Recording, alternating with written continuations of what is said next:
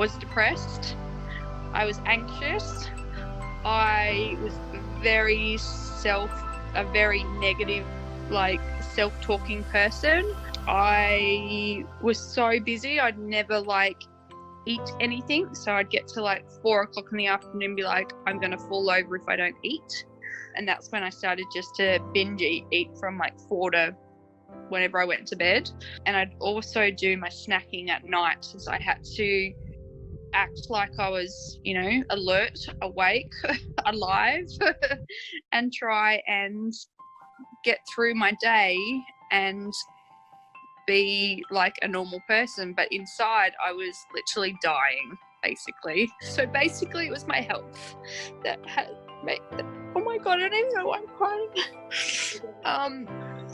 My health was so bad. I was so overweight that the doctor was concerned that if I didn't change, I wouldn't be around for my boys, which makes me so sad. Before the program, I was all over the place. I struggled with depression and anxiety, and I have done for many years, but I think becoming a family of 4 has really pushed me to a point where I was just low all the time.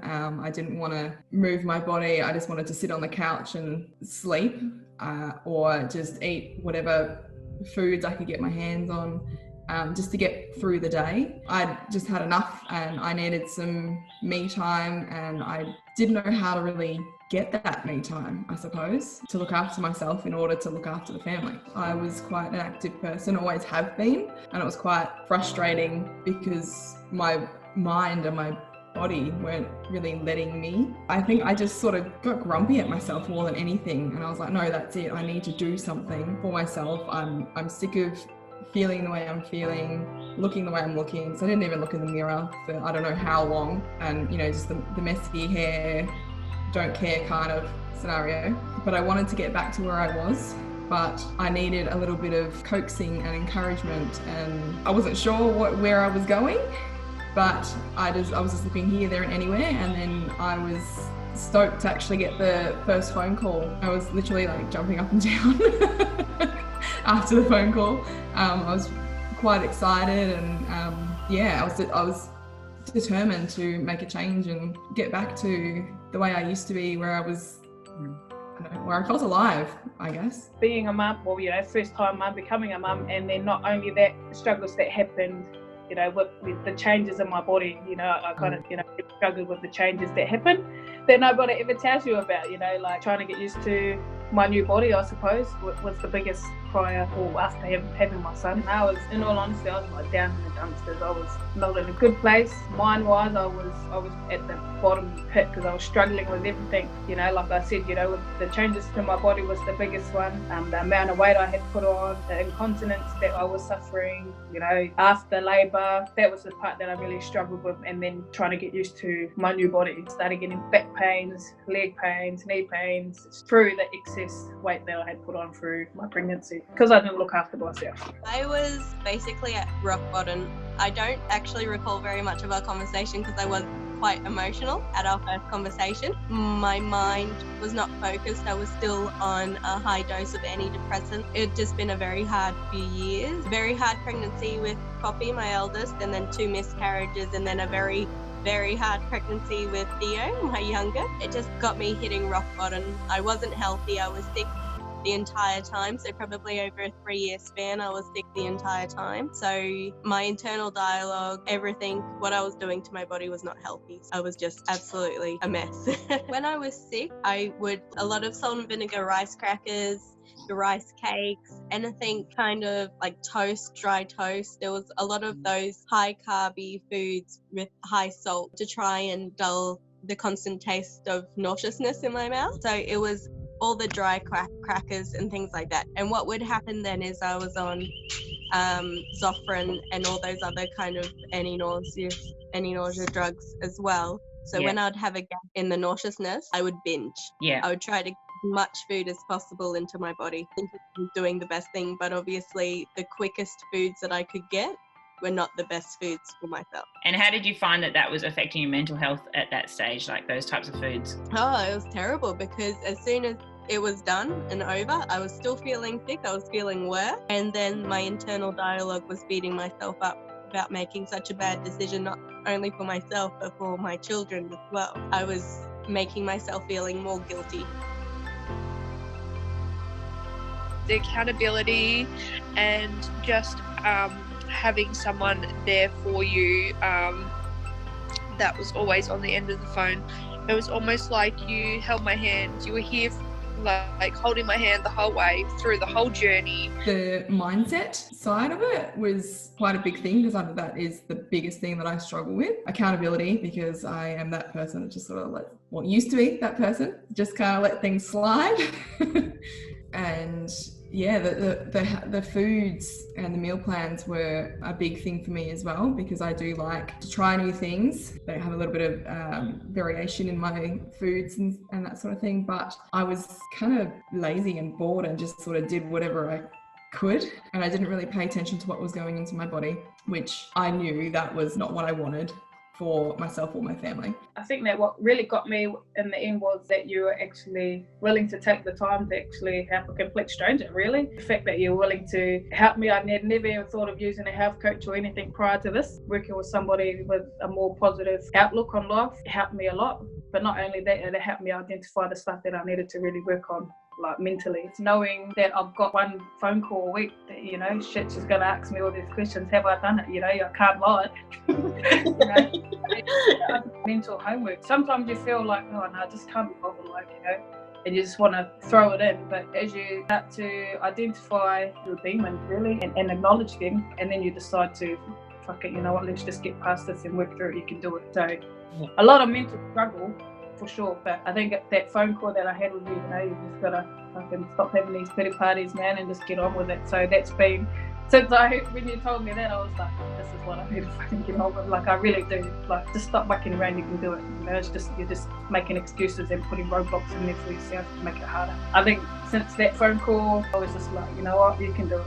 But as soon as I, start getting slipping into those dark places, I'm just like, all right, you're down here, have a little pity party, right, pick yourself up, keep going again, because life goes on. I was on the trajectory the same as my mother, which was she put on weight when she was pregnant with me and my sister.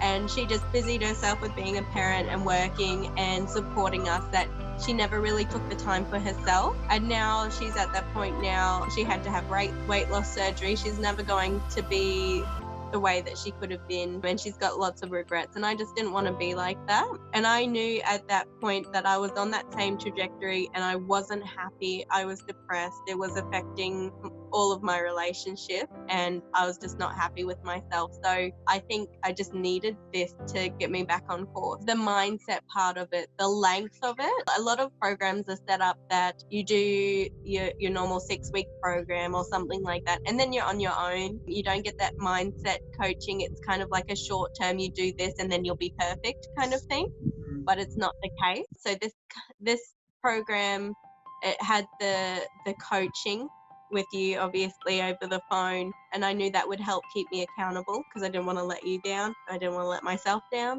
and it would just been embarrassing. So it was kind of a lot of the mindset part, and the way that you spoke is that you wanted to give the education so that after this program I could continue to improve and I wouldn't have to keep signing up for another 12 weeks and do it like that. It would just kind of be like this 12 weeks and then I've got the knowledge and I've got the support to keep going on. I just felt so much more energy. I just became a more positive person. I felt better about myself, which obviously people could tell pretty much within, I think, about week 4. People were like, oh, something's different with Kristen, and would be asking. My whole life changed basically, from my mental health to my body to my fitness to my relationships, not feeling so stressed and overwhelmed, and it was all just through your education that you educated me on basically. My self-esteem has just shot up I'm always shining, I'm getting compliments left, right and centre. But beforehand, I'd hide in photos, I would not even have the camera face me or anything like that. I wouldn't say that I was committed to exercise. Every now and then I might have a little bit of a walk or do some small little movement, but it was never consistent. Whereas now I'm at the point where I'm exercising 5 times a week, I would say, on average. And I've found the place that works for me. So I like the gym setting, and I would do some of the programs as well that you provided me.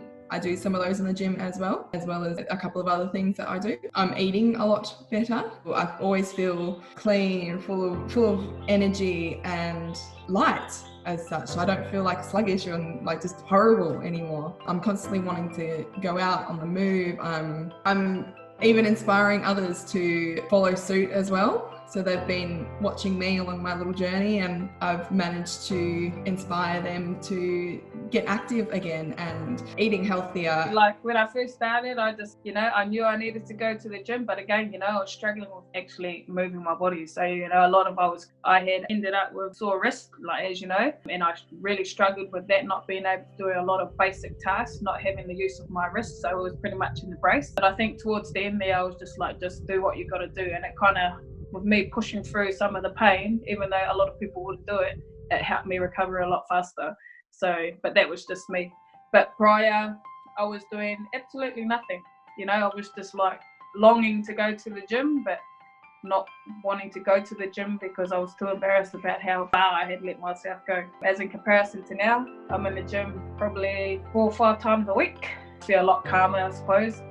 Because I have that time to kind of work on myself, and that's what I'm trying to get back to, And I'm glad to be back in that mindset of things, like being back in the gym is where I want to be. So I think that's made it a lot easier. Probably lost almost just over 10 kilos, so 10 and a half, I'd say. A lot of it, like you bang on in the tutorials and through the program is, being consistent, planning, prepping, although it feels overwhelming, it all pays off at the end. So I weighed in today and 3.5 kilos down in 1 week. So I don't know what happened, but so I was stoked. I had to jump on there and double check. I was in such a bad place, a headspace, that I needed somebody and view it. So, but yeah, any moment I would definitely recommend the program, especially if you're really struggling, to have somebody to talk to, once a week. And I don't know, it was a good experience, for myself. And to thank you.